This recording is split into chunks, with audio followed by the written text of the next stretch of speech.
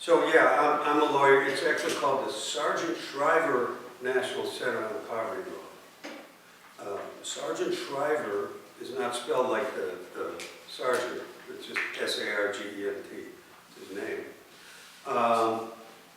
Was one of the, he was actually in the Kennedy family. He married one of President Kennedy's sisters. And he was the guy who President Kennedy asked to, first of all, create the Peace Corps. And then secondly, to create something in the 1960s called the War on Poverty, which was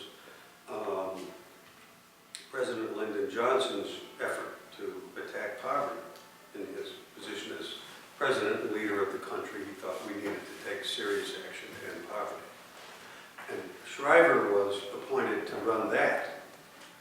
And one of the things that he decided was necessary to help people escape poverty was to help people help themselves, not just to give things, but to equip people to figure out what was needed for them to have a chance to escape poverty and to live in, and to elevate their communities. One of the tools for that was legal services. So they created a program to fund lawyers to help people in poor communities identify the things they need, and also to get a fair chance in the courts when there were disputes that needed to be resolved in the courts, and also to help them understand how to change policies and government programs and things that could be more helpful as people tried to get out of poverty. So there was a role for lawyers in helping people figure that stuff out. And so that's kind of what we do. We collapsed the name, we call it the Shriver Center. And what we do is we use our skills as lawyers to help create policy, government policies, and systems that improve justice, so people get treated fairly, and that also equip people to be able to work their own way out of poverty and up the economic ladder, and also to make sure that people who can't do that, people who are not going to be able to work their way up out of poverty because they have disabilities, or they're elderly, or they have to stay home to care for a family member who has a disability or is elderly, or when they're children or whatever, so that to make sure that we have a decent safety net of food, clothing, and shelter for people, so we don't have really horrible conditions of poverty in this country, that you at least have some minimum amount of decent living. So that's the kinds of things we work on. So, for example,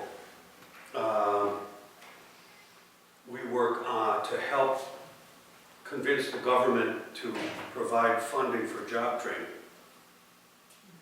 or to provide student aid to lower income people who want to go to college but can't afford the tuition, or to help make sure that there are food resources available to people in poverty. Because there's research and information that shows that if you're sitting there hungry, you can't learn, right? Or if you're sitting there and you're sick and you don't have the means to go to the doctor, you can't learn, and you can't get a good job, you can't work your way up. So it's that kind of stuff that helps people help themselves that we work on. So sometimes we do that in the courts, and we also work on, I should say, and increasingly more and more work on the things that make sure people are treated fairly, or that they're not treated unfairly because of their race, or their nationality, or the language they speak, or the religion they believe in, that everybody's treated fairly. It's called civil rights. We do that kind of work. Sometimes that ends up being in court. knows the three branches of government? There's judicial, legislative, and executive. Right. And the legislative and executive, those are the political branches. Why would I call them the political branches? Because they're elected. They have to run for office, at least the top bosses. The judicial, at least in the federal system, are lifetime appointments, so they don't have to run for office. In some states, the state judges have to run. But, so it's interesting, we work in all three of those branches. And sometimes you need lawyers to understand the complicated stuff, what the law really says, how it works, how the money and the public funding flows or doesn't flow. And it's also important to know when somebody's violating those laws. Because then, if you have a lawyer, you can go to court to make it right, to get some justice. So those are the kinds of things we do as lawyers for people in poverty. So I started doing that work right out of law school. Who knows how long ago 1975 was? 40 years. You got it. Starting next, in May, will be my 40th law school graduation anniversary. So I came out and I worked in that War on Poverty program, the Legal Services Office. It was a storefront office in 4 neighborhoods in Chicago. And I represented lots and lots of clients. So in those first 10 years, most of my work was representing individual clients. I'd go to court to fight an eviction, or to help them win a case against a used car dealer, or to help them win a discrimination case, a civil rights case, because they'd been fired or they didn't get a job. And then after about 1985, so after the first 10 years, I've been working on this policy level that I talked to you about a minute ago. So why Mrs. Devilette asked me to talk a little bit about why I decided to do that kind of work. So I have to say that at the time I decided it, in 1975, when I was coming out of law school, I wasn't all that thoughtful about it. It was just seemed interesting, and I did it. Now, a lot of my classmates were going into much more, they could make a lot more money doing other kinds of law practice. In those days, in the 1960s and 1970s, there was a lot of agitation, demonstrations on college campuses that came from the civil rights movement, Dr. King and his colleagues, Ralph Abernathy and everyone, agitating for civil rights. The war on poverty was starting then. And because of those lawyers in the war on poverty, more and more cases about poverty were going up to the Supreme Court. They were really interesting issues. And you could see that as a lawyer, you could actually have some power to affect important changes in society, either by going to court or by other means. And so I was coming out of college, and that sounded good to me. It sounded interesting, kind of cool. Also, I wasn't in the mood to, get dressed up and look real proper every single day. So there was a sort of a hippie side to it, and a little bit of kind of revolutionary feeling about it. Not in terms of real revolution, but just in terms of kind of rebelling against authority. That sometimes you feel like when you're a certain age. And this was a way to sort of do that, later though, I realized that, and then I loved it and stayed with it. Later though, in thinking in a little more organized way about it, I realized it was it kind of also came out of the values we got at home, which in our case were none of our role models, almost none, knew the first thing about making money. They were all in service fields. Our father was a teacher. All of our grandfathers and uncles were pastors, clergy. Our older brother became a pastor. They were all happy people. They were all well-educated people. They cared about what they taught. If you read the scripture, and I think almost any scripture of the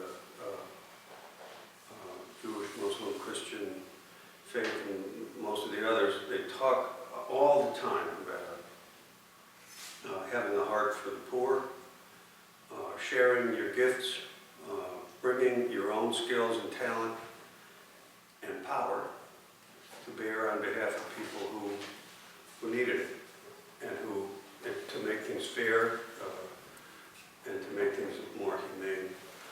And that was a constant message we got.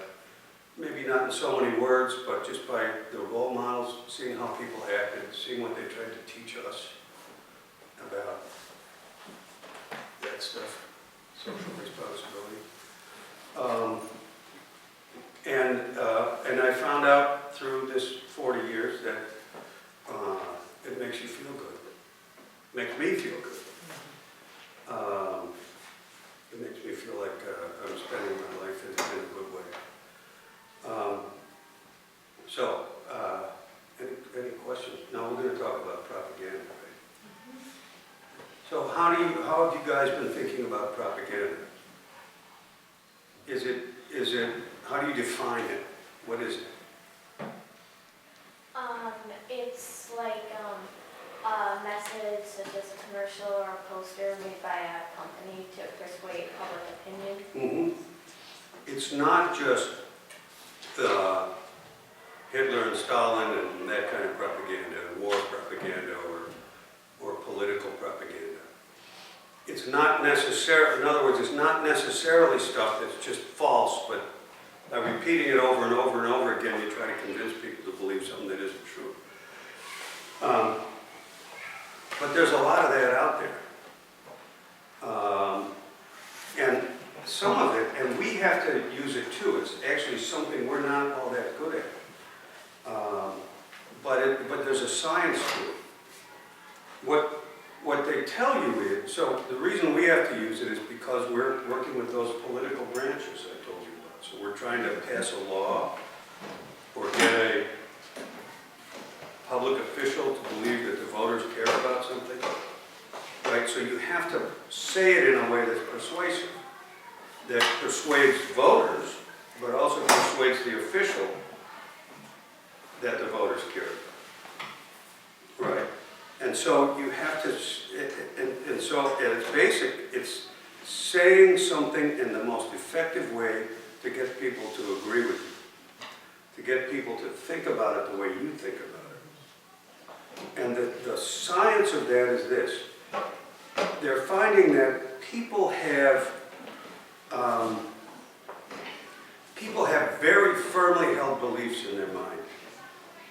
Core beliefs that they have in their mind, that make them react strongly to support something. But they're not consistent. Some of those core beliefs are completely opposite from each other, right? But they still believe it strongly, right? I believe strongly in protecting my family. I believe really strongly in nonviolence. I believe strongly that we should help the poor. I believe really strongly that I pay too much taxes, which is how we help the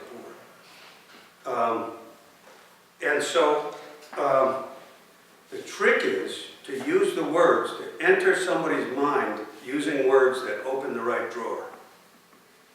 Right? If you use the words that open the wrong drawer with that strongly held belief that isn't consistent with what you want them to think, you're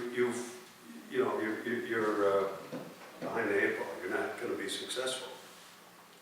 And so that's why they do these things. They do polling of people, and they do what's called focus groups, where you sit in a group and you ask certain questions and you get people to react, and the camera is usually behind a one-way glass, so they don't know they're being filmed. You tell them, but they can't see you, so they don't act out for the camera, like you guys do. And then they pick certain words and they do phone calls. It's called dial testing to see the reaction they get. And then from that data, then they get messaging experts who sit down and say, okay, based on this data, here's how we're going to say this. And so people who support Obamacare, the healthcare reform, talk about it as healthcare reform, as guaranteeing peace of mind about your health coverage. Right? You can get to the doctor you want, you can get the coverage you need, and nobody can take it away. And the people who are against it say, Obamacare is a vast government takeover, and it's the worst invasion of our freedom ever. Right? And they've all done their focus groups and dial testing, and it turns out certain audiences resonate to one thing and certain audiences resonate to the other thing. Propaganda. And so those are the lessons learned in the political arena from the people who do advertising. Another thing they say in advertising that accounts for some of the things that probably get you frustrated is that people need to hear something 7 times before it sinks in. And so some of this advertising, you hear it over and over and over and over again. That's why they do that. And that's why in the radio stations and TV stations and the websites and so on, they like that because they get paid every time it runs. And the reason that the advertisers pay is because of that principle, right? That you have to say something over and over and over again until it sinks in. So we had to learn that. For example, 15 years ago, there was a new program, actually everywhere in America. There was a version of it here in Ohio, but in Illinois, the Children's Health Insurance Program. And the trick was to get people to enroll. There's this new coverage for all kinds of children who hadn't had coverage. And the first 2 years in Illinois were dismal. There's like 20% of the eligible kids enrolled in this. Because the parents weren't enrolling. And what they decided was, we're going to approach it like an advertising campaign. And so they rolled out a whole new thing where they did spots on the radio, they had the signs on the back of the bench where you wait for the bus, and in the bus, over above you there, and on the sort of minority and ethnic radio stations in other languages, there were fairs in the schools, but the idea being touch, touch, touch, touch, touch, touch, touch, you get up to 7, then people go in and enroll. And they blew the roof off. They ended up enrolling. We're now at about 98% of the children in Illinois are enrolled in insurance.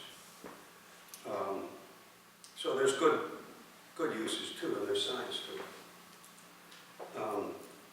Now, some of the things, the obvious things that I think are kind of the kind of propaganda that gave it a bad name for a while, is kind of starting to take over our news operations, like our cable news. And, you know, both sides kind of do it, but if you watch Fox News, you're only going to get one version. Some of it is actually not even factual. If you watch maybe MSNBC, you get more of a left-leaning version of the news. And so that's something to be careful about, is that it's always being spun, it's being doctored, it's trying to enter your head using the right words. And your way to deal with that is to think for yourself and to get information from a bunch of different places. You know, you see the people who sit there and watch the same cable channel all day and all night, they're not going to make good decisions, right? Because that stuff isn't designed to give you facts. It's designed to give you a point of view. And you should make your own point of view by, you know, getting your own sources of information and getting it from various places. And then be equipped to decide and think for yourself. Any questions? Anything anybody wants to talk about? You can ask him about propaganda, you can ask him about the Shriver Center, you can ask him about his own life. Anything you'd like to ask him. One thing, Rick, what do you do with your life when you're young? When I was young, I'm still young. My earlier youth, I went to grade school where our father taught. I went to a high school, small high school, Lutheran high school, played football and basketball and golf. That's fun. Try that. I am dad playing. Dad's playing. Oh, okay. Then I went to college. Then I took 1 year. I worked in a bank. It was a terrible job. And so I went to law school, and then the rest I told you about. So about that same year, got out of law school. I married one of Helene's friends, which is a good way to meet girls, by the way. Meet your sister's friends. And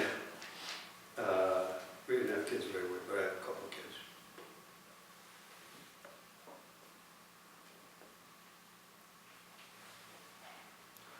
Played golf with the president, Really? Same.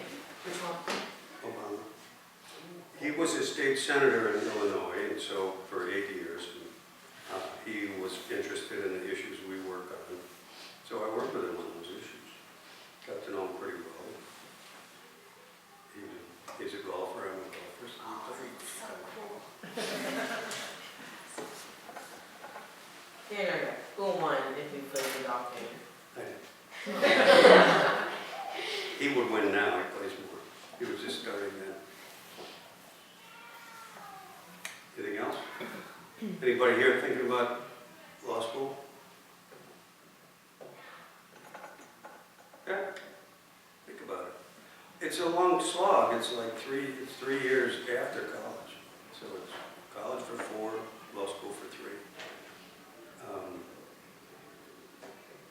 But I think it's really useful.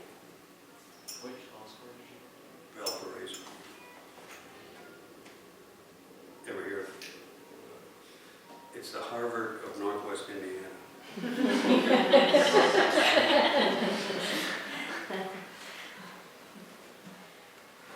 Anything else?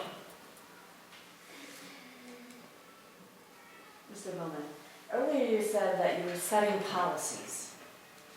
I understood those areas that you pointed out about raising funds, helping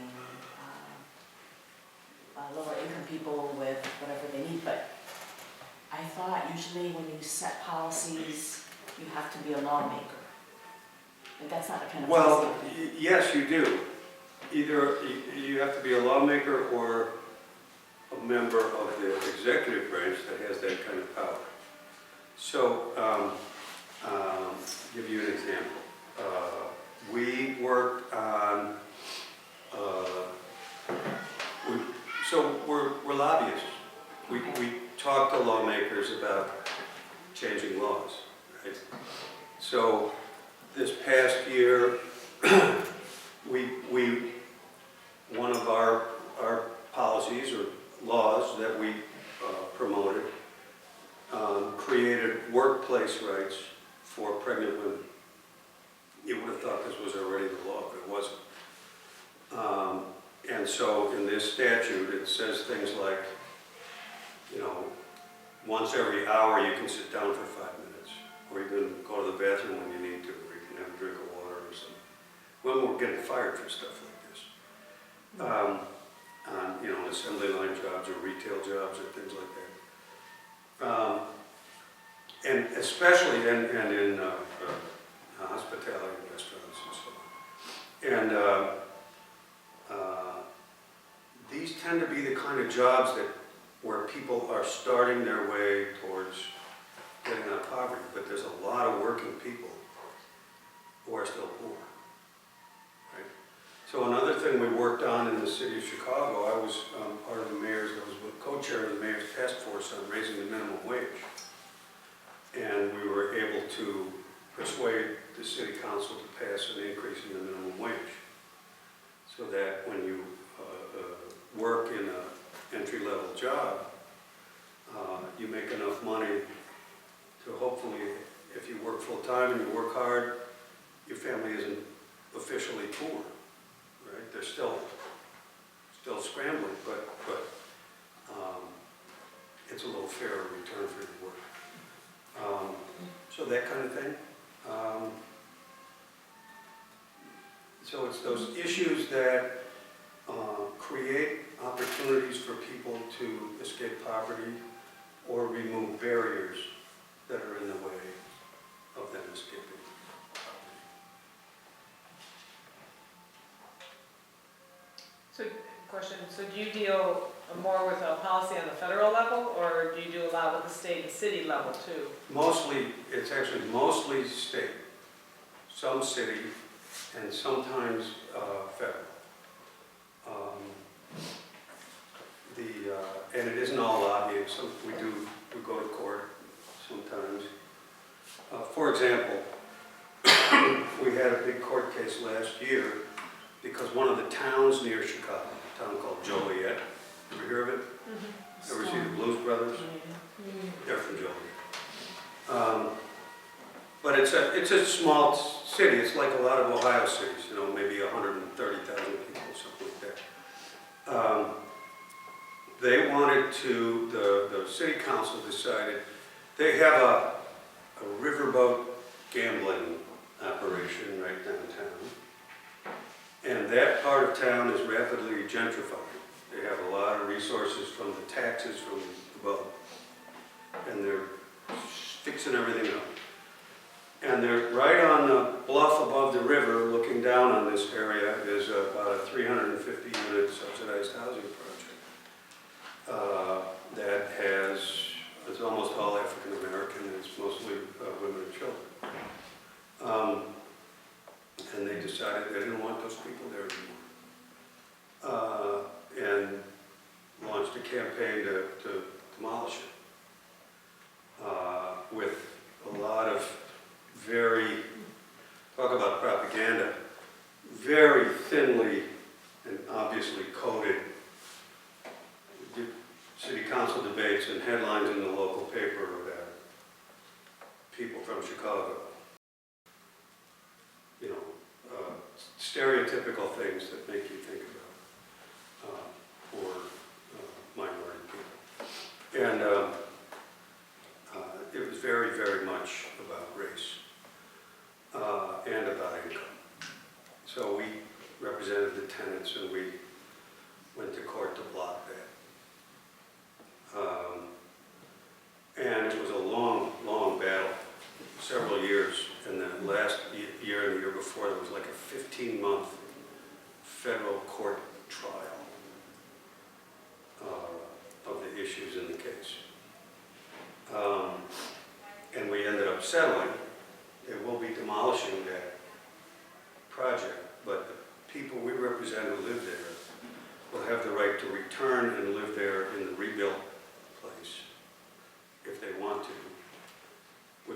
mixed income, and their unit will be subsidized, will be affordable. Or to take it's called a voucher, and live anywhere else in town, and the voucher will make it affordable. They'll get help with their rent. So we guarantee their affordable housing rights and their right to live up there in the settlement. So, Isn't the center also like a library of resources for people from right. lawyers So anywhere? the other thing- outside of poverty law? Right, the other thing, so we do that work ourselves, mostly in Illinois and sometimes at federal. But we do information and training for other lawyers across the country, including here in Ohio, who do the same kind of work in their state. So we collect the papers that everybody uses to do their work and collect them in one place. And then our readers can order copies of it. So we did that case in Illinois. Those papers are available. The lawyers in Ohio or Florida or Colorado read about it on our website and can get copies and therefore, be able to duplicate the work where they live.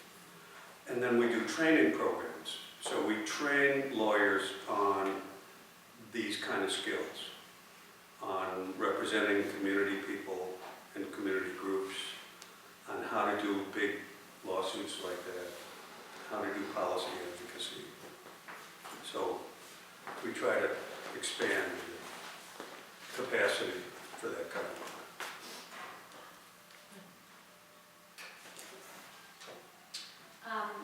Okay, now since this is, anybody have another question on any of these topics? Because since this is technically my reading class and there's no use doing any reading anymore, and you are an avid reader, why don't you tell them why should we read? Oh, because it's fun, Yeah. because you're never alone, Yeah.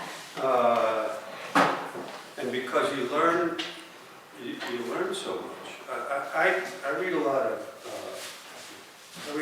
fiction, but I like to read historical fiction because you also get the information in addition to hopefully a whip snorting yarn to interest you. And you also sort of get a taste, you get a flavor for what things might have been like in an earlier time. But I also like to read histories. For the same reason, I especially appreciate histories where the historian knows how to write, knows how to tell the narrative, because then it's as interesting as fiction, because they can spin the yarn, with the difference being that it's actually true, or it happened, or at least it's his idea of what happened. The other thing you'll do is if you read histories, different people's histories of the same stuff, you realize that it's like I was talking about getting your news. There's always a little different take on what happened or why it happened, or the reasons for something. Why did the Civil War happen? What was Lincoln thinking? Why didn't he issue the Emancipation Proclamation sooner than 1 month before the end of the war, or whatever that was? No, it was the second inaugural, where he finally came out firmly and conclusively against slavery. Well, why did it take so long? There's good reason. But it's interesting to find that stuff out. Because it's instructive now, right? It's always happening over and over again. And if you know what happened before, or how people think about those kinds of decisions, and how historians look back on them, it really fills in your judgment about what decisions you should make now.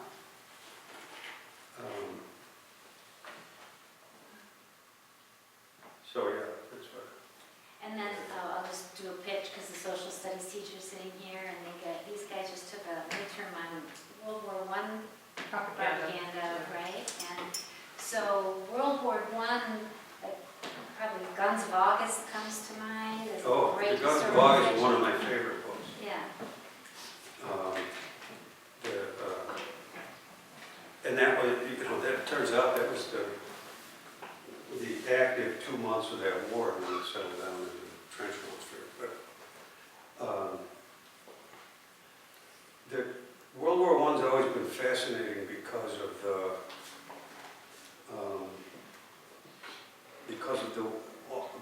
all the dramatic changes in the world that happened because of it, including stuff we're still paying for today. Now, the peace after World War I is what divided up the Middle East into the weird collection of countries there is now that cut through tribal areas and ethnic areas. That, the Kurds are in 4 different countries and all kinds of stuff. I read a book about the end of World War I called The Peace to End All Peace. But you also learn why is the Syrian conflict resulting in extremist activity in Paris? Well, France was the colonial power in Syria. So there's a long love-hate relationship there that sometimes we don't know about. My daughter was in London this fall she's a senior in college and they have a semester overseas. She was in London and it was the centennial of World War I, right? Mm-hmm. And there's a big, I asked her, is there anything going on? Mm-hmm. She said, what? And I said, well, it's called, here we call it Veterans Day, November 11th. But that holiday was originally called Armistice Day. It was the end of World War I. And in Britain, they call it Remembrance Day. And that was, in the European countries, World War I was just a complete turning point. They lost about 1 million, almost all men, in that war. The British took a whole sort of generation of the cream of a generation were killed in that massacre. And what the Guns of August shows is that you have sort of medieval kings who would send armies to war because, somebody insulted them, right? But these armies had gotten so mechanized and so that the killing power was beyond, in fact, was there, but it was beyond the imagination of the leaders of how devastating it was. And they're still thinking cavalry charges, and the guys in the trenches had machine guns.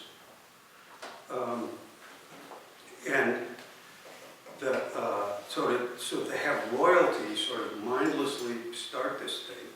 And then, but also what you had was the political leaders, so the kings and their ministers, were completely at the mercy of the military. Once the order was given to mobilize, which means get the armed forces ready for war, they were completely helpless to have it stop. They couldn't stop it. They had to spectate while their war machines went to war. And there's a great TV show called The Missiles of October, which is about the Cuban Missile Crisis in 1961, which is the closest we came to nuclear war. Where the Russians put missiles in Cuba. Kennedy said, get them out of there, or I'm gonna pull the trigger on our missiles. And for a couple of days, it was right there. And in this TV show, and it's based on recordings, President Kennedy says, I'm reading Touchman's book, Guns of August. I'm reading Touchman's book, and I refuse to be trapped like those leaders were trapped. The civilian leaders have to keep control of this situation. This is why we read history, right? Because it informs the decisions we make. Wow, it's great. I think we could sit here and listen to whatever topic we throw your way.